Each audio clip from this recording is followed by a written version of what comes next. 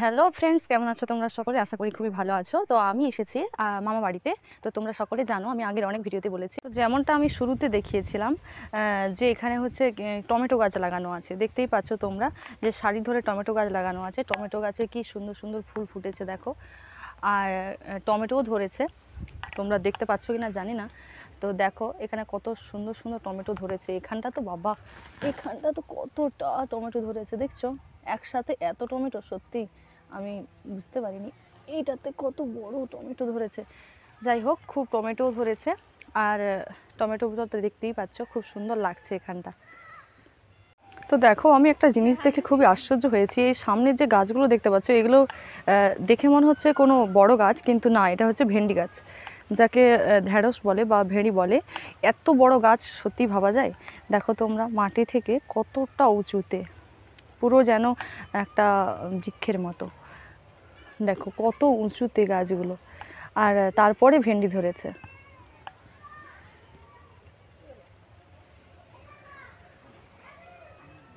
বন্ধুরা, তোমাদের এদিকে যদি চাষ হয়ে থাকে তো তোমরা জানতে পারবে যে এইগুলো হচ্ছে, আমি জানতাম না, এগুলো ভাবছিলাম যে শাঁকালু গাছ হবে, কিন্তু এটা হচ্ছে রাঙা আলুর গাছ। ঠিক আছে, দেখো কত সুন্দরভাবে সারি ধরে লাগানো আছে। অ্যাকচুয়ালি আমাদের এদিকে এঁটেল মাটি, আমাদের বাড়ি দিকে, তাই এটা আমার দেখা ছিল না, মামা বাড়ি এলেই দেখি। তো দেখো খুব সুন্দরভাবে এইগুলো সারি সারিভাবে লাগানো আছে, এই রাঙা আলুর গাছগুলো। তোমাদের এদিকে যাদের বাড়িতে যাদের এখানে চাষ হয় এলাকায়, তো অবশ্যই কমেন্ট করে জানাবে তোমরা।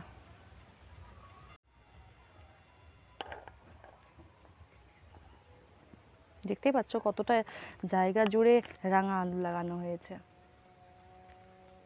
এই সামনেটা লাগানো আছে মূলো শাক। দেখতেই পাচ্ছ মূলো শাকগুলো খুব সুন্দর হয়ে আছে। অবশ্য তুলেছে আজ বাজারে বিক্রির জন্য, তাই অনেকটা এখানটা ফাঁকা ফাঁকা লাগছে। এখানে মূলো শাক কিছুটা লাগানো আছে। আর এই যে দেখতে পাচ্ছ, আজকে সকালে জল দিয়েছে, তাই বড় বড় ধনে গাছগুলো সব যেন শুয়ে আছে। তো দেখো, এই দেখো কত বড় বড়, কত বড় বড় ধনে গাছগুলো হয়ে আছে। এই যে ধনে পাতা, এগুলো তো পালং শাক, তোমরা যে জানো। এই পালং শাকগুলো তো আজকে জল দেওয়া হয়েছে, আর ওই জলের চাপেই সব শুয়ে পড়েছে এই পালং শাকগুলো। আর অনেকটা তোলা হয়ে গেছে পালং শাকগুলো। আর এখানে কিছু লঙ্কা চারা লাগানো আছে। ঠিক আছে, এগুলো হচ্ছে ধানি লঙ্কা, বা লম্বা লম্বা যেই লঙ্কাগুলো হয় না, বাজারে বিক্রি কেনা যায়, তো সেই লঙ্কাগুলো এখানে হয়েছে। এখনও এগুলোতে জল দিতে বাকি আছে। সারি ধরে বীজ বপন করা হয়েছে। এই যে হলুদের বাগানের সে পাশের দিকেই তোমরা দেখতে পাচ্ছ, মনে হচ্ছে নদী পাল। ওখানে নদী আছে, ভালো করে দেখো তোমরা, ওই যে সে পাশটা নদী পাল বলে, নদী বাঁধ। আর তারপরে নদী আছে, কাঁসাই নদী। বাতাস বইতেছে বলে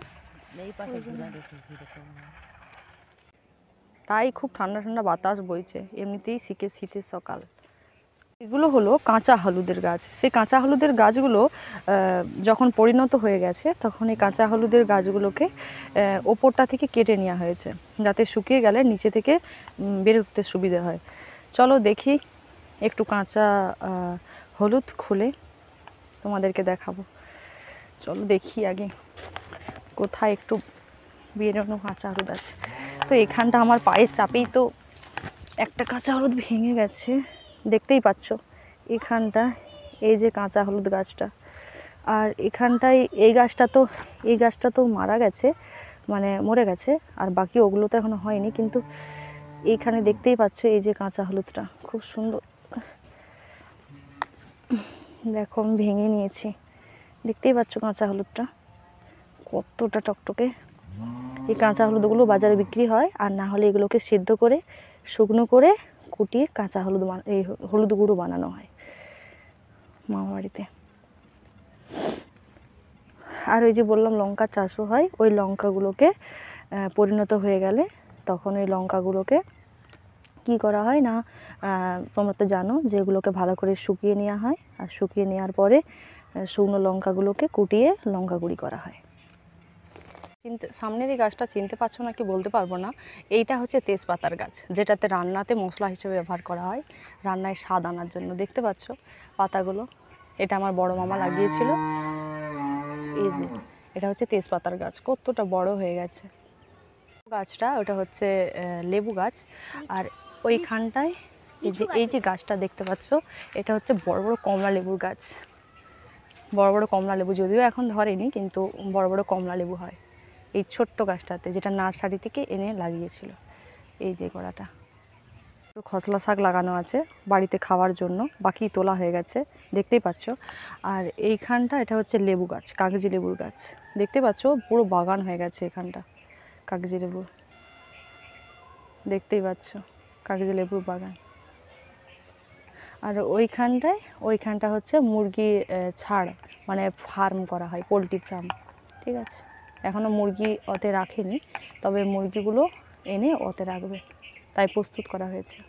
তো বন্ধুরা, আজকের ভিডিওটা কেমন লাগলো অবশ্যই কমেন্ট করে জানাবে। তো ভিডিওটি ভালো লাগলে অবশ্যই লাইক আর সাবস্ক্রাইব করতে ভুলবেন না। দেখা হচ্ছে নেক্সট ভিডিওতে, ততক্ষণের জন্য সবাই সুস্থ থাকুন, ভালো থাকুন।